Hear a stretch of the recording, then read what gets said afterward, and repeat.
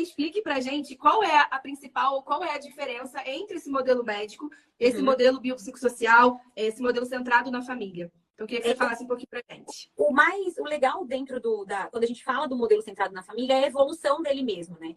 O modelo centrado na família são as práticas centradas na família. Então, vem ali, quando a gente fala historicamente, a gente fala ali de Carl Rogers, que ele começa a falar que o paciente, ele não tem que, a gente não tem que centrar apenas nele. E aí vem desse modelo. Então, quando a gente olha para a vida das crianças, né, falando do desenvolvimento das crianças, que eu posso falar com maior propriedade, a gente fala de uma criança que antes, né, lá na década de 60, 70, até mais antiga, 50, era uma criança que tinha que sobreviver à UTI, né? Era uma criança que ela precisava sobreviver. Então, a família, a angústia, e aí a gente às vezes fala da história do passado, mas às vezes a gente encontra muito no presente, né?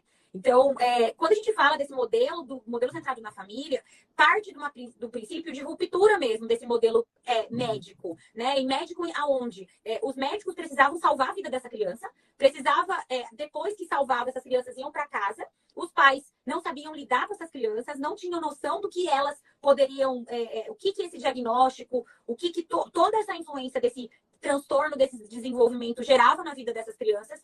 Então, o médico era o detentor, né? Os profissionais eram detentores daquele, olha, agora você faz isso, agora você coloca de bruxo, você coloca em pé, você coloca isso, você faz tantas vezes de terapia, né? Então, esse modelo, a partir da década de 70, no final da década de 70 para 80, começa-se os estudos, alguns dos estudiosos, e principalmente ali no Canadá, um dos que mais publicam, quando a gente vai ver, é antigo isso. A gente fala dentro disso, do Ken Child falando disso em 1992, pra você ter uma noção, né? Onde ele fala, olha, a gente precisa parar para ouvir o que os pais têm.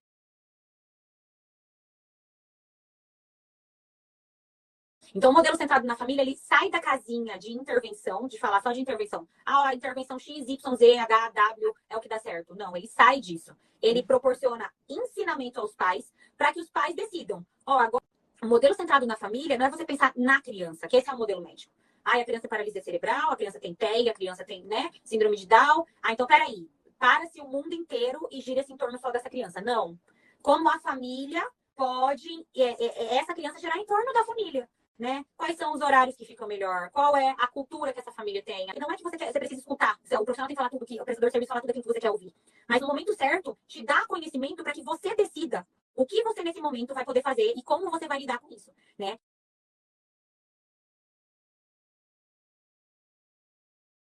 E é essa tomada de decisão que muitas vezes para muitos pais é difícil. E é isso porque às vezes o modelo centrado na família é complicado às vezes de ser inserido. Por quê? Porque quando a gente fala do modelo médico, né? Quando a gente fala do modelo, desse tipo de modelo lá de 1950, que as crianças saíam, precisavam ficar vivas na UTI, que era esse o modelo de salvar vida, é um modelo curativo. E nenhuma criança precisa ser curada, né, Ju? Nenhuma criança precisa ser curada de nada. Elas são perfeitas da forma que elas são, né? E aí o Brofebern também diz assim, cada família tem a sua cultura, cada família tem a sua dinâmica. Cada família vai enfrentar a forma do diagnóstico de uma maneira. E cabe a nós, prestadores de serviço, entender qual é a fase que a família está e qual é a fase que a família quer que você dê a sua opinião. Né? Então, o modelo centrado da família ela não é só um conceito filosófico, né? Mas ele é uma prática ao qual os profissionais, muitas vezes eu digo, a gente fica cansado. Né? Porque a gente tem que fazer esse exercício. Porque a gente quer, faça aí. Tu tá vendo que às vezes vai dar errado, mas a gente tem que empoderar a família. Porque no final, quem tem que tomar decisões é a família, é o primeiro núcleo.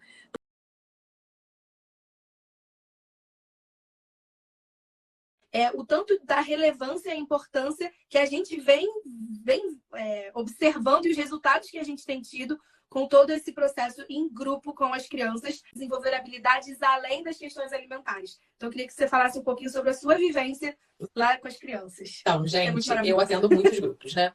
Eu atendo grupos de habilidade comunicativa, eu atendo grupos de terapia alimentar, eu atendo muitos grupos. E eu amo, assim, eu tenho um xodózinho pelos grupos, de verdade, assim. Se eu pudesse, se todas as crianças sustentassem, é porque assim, a gente fala de grupo, nem todas sustentam, assim, a gente são mais Sim. Existem os critérios para estar em grupo, não todas as crianças que a gente mas em geral, para todas as crianças eu indico o grupo. Porque uma coisa sou eu, Carol. Eu sou adulta. E aí eu tô com uma criança. A resposta é uma. Quando eu tenho uma outra criança dentro do processo terapêutico, a resposta vai ser completamente diferente. Porque o interesse é semelhante. O interesse que eles vão ter comigo é, nossa, aquela pessoa me mostrando um monte de brinquedo que eu nunca vi na vida. Mas olha que legal. Com outra criança de tipo, caramba, tem uma criança aqui do meu tamanho. Ele sabe fazer a mesma coisa que eu. Ou ele sabe fazer mais do que eu e eu posso alcançar. E não tem nada num indivíduo que seja no todo melhor do que o outro. E a gente percebe isso na vida, né? É isso que a gente vê. Duas crianças juntas se complementam muitas vezes e se potencializam. Exatamente. E aí o que um não alcança agora e vê que o outro alcança, ele quer alcançar também. A gente só fica ali, ó. Olha, tem uma pedra ali. Tem uma pedra aí nesse caminho. Acho que dá para pular essa pedra. A gente fica só de norteador do caminho.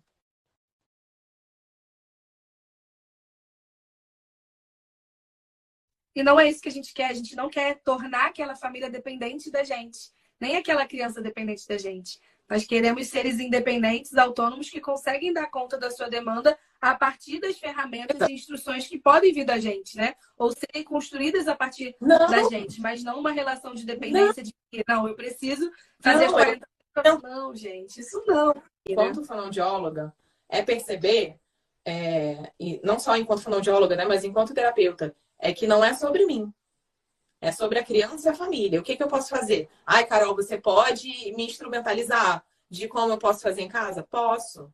Ótimo, maravilhoso, incrível. Mas não é isso que vai fazer a criança comer. O que vai trazer essa criança para o ambiente comensal, primeiro de tudo, é o vínculo. Não só com o terapeuta de menos, é o vínculo com a família.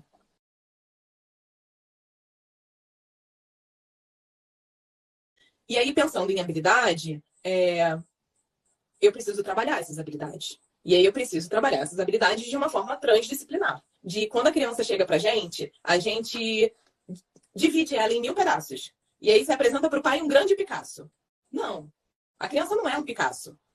Não é um quadro disforme que você olha, aqui ela não come, aqui ela não fala, ali ela não anda. Não, quando a criança chega para tratamento neuropediátrico, a gente chega com vários nãos, que são as coisas que ele não consegue executar. E esse é o meu grande ponto na clínica pediátrica, né? Na clínica fonoaudiológica.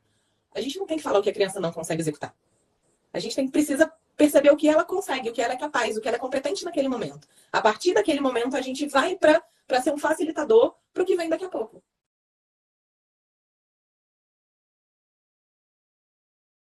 Quando uma criança, né, ela entra no instituto, o nosso primeiro contato nem é com ela, é com a família. Quem mais conhece essa criança, né? Em quem mais essa criança confia? Né? É no pai, é na mãe? A primeira coisa para a gente é escutar essa família, né? É mostrar para ela que a gente está ali sem julgamento e querer entender, para além de um diagnóstico, para além de um encaminhamento médico, o que ela entende que é importante para o filho e para o contexto que ela está nesse momento.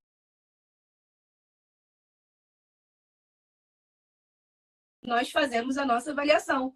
Porque é a partir dessa avaliação que a gente vai entender. Porque não é uma avaliação só vendo a criança. É uma avaliação acolhendo primeiramente essa família, entendendo todo esse contexto, olhando a criança, observando a criança, colhendo essas informações para a gente traçar um planejamento terapêutico naquele momento para aquilo que a criança precisa. Sim. E não pelo que é dito, é o que a criança precisa, o que essa família precisa e como nós vamos caminhar. Essa família para o contexto, para ela se tornar protagonista e especialista.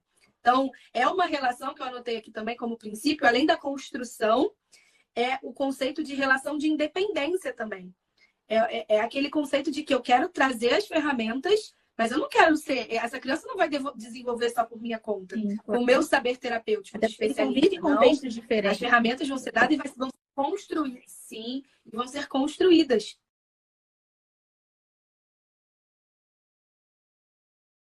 Só que é sempre, vamos construir juntos, porque não é isso. Ele é desse jeito, ele é único, ele é amado, ele precisa ser pertencente. E o que nós vamos fazer para potencializar, mas sem que ele perca quem ele é.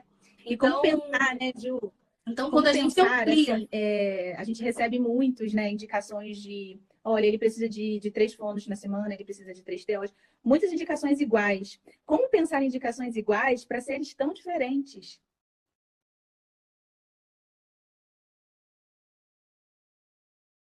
A gente precisa pegar essas crianças para que elas façam parte e não estar à parte.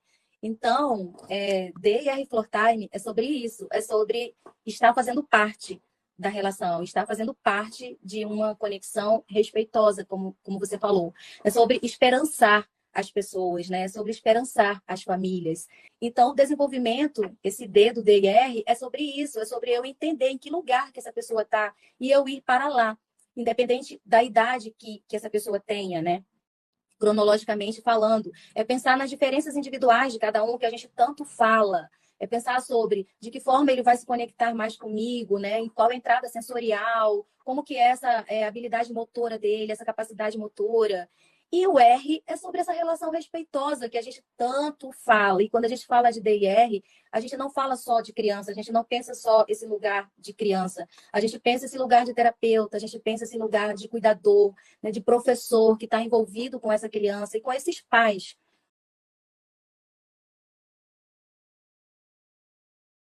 E quando a gente fala o floor time, é a gente abrir mão um pouco do lugar de vaidade de estar atuando em determinada especialidade ou outra. Né? Agir com essa criança, com essa pessoa, na relação. E às vezes a relação é eu ter que brincar de pique-esconde, é eu ter que brincar de fazer cócegas nessa criança, porque isso é o floor time, isso é a brincadeira. Então, pensar DIR floor time é pensar essa pessoa como todo e como eu vou trazê-la para a relação. Em todos os lugares em que ela se relaciona, não só dentro de um setting terapêutico, porque isso não é vantagem, digamos assim, né? A gente está com essa pessoa para que ele cresça em toda a sua capacidade. Sensorial, motora, emocional. Então, como que eu faço isso? É a relação.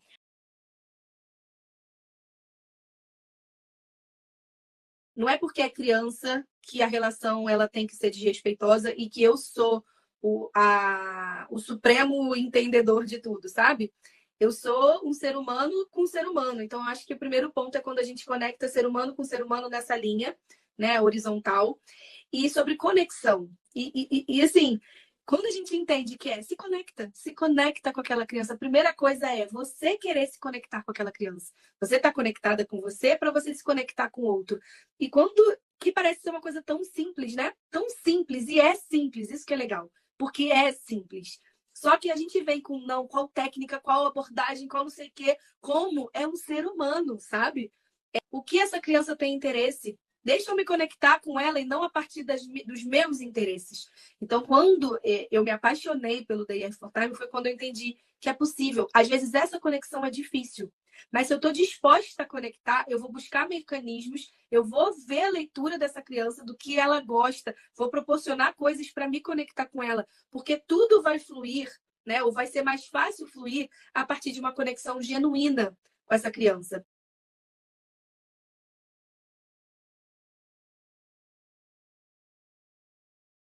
E o Emanuel foi construindo ali, fazendo terapias, crescendo, se desenvolvendo. E hoje, assim, o Emanuel está super bem, né? Ele vive aquilo ali, ama estar ali, brinca. Até no momento de lazer dele, ele quer estar no instituto brincando com os amigos, jogando bola, porque aquilo ali virou parte da nossa vida, né? E nisso tudo, assim, a nossa família também foi se transformando, né? Dentro desse processo. Hoje, a nossa família, nós fomos aprendendo como contribuir, como ajudar, como ser parceiros, como agregar, como ajudar, e crescer junto com o Instituto, construir uma história, né? Não delegar a responsabilidade do Emanuel para o Instituto. Se virem aí, vocês têm que me entregar um filho que fala, que interage, que, entendeu? Ou não foi essa a visão, não foi isso que aconteceu. Nós construímos juntos todo esse processo, né? De terapia, de crescimento, de amadurecimento, né? Foram muitas dores, né? Eu, principalmente, eu tive que quebrar muita coisa dentro de mim.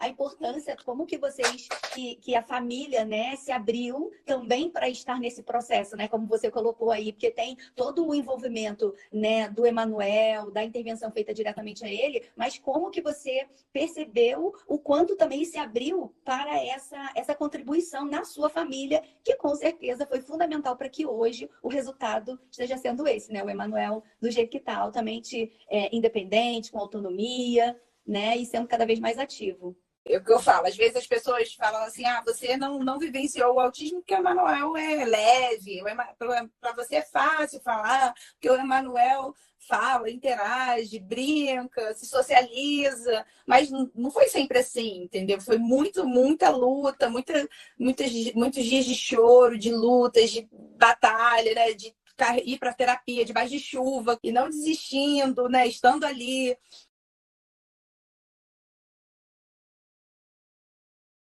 Início desse caminho da parentalidade consciente é a abordagem de dentro para fora. O que é isso? É a pessoa, né, o indivíduo, ter a consciência de quem ele é e de como essa construção da infância dele, quando você se coloca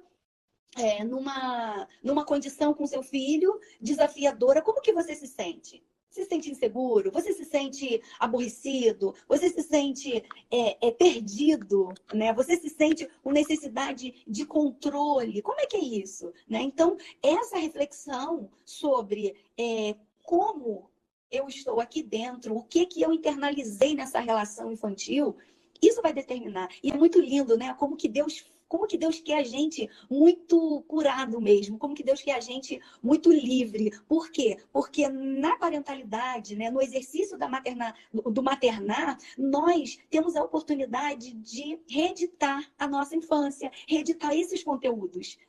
Nós podemos muito mais do que aquilo que pensamos. Mas se nós não tivermos consciência disso, nós vamos ser sempre limitados.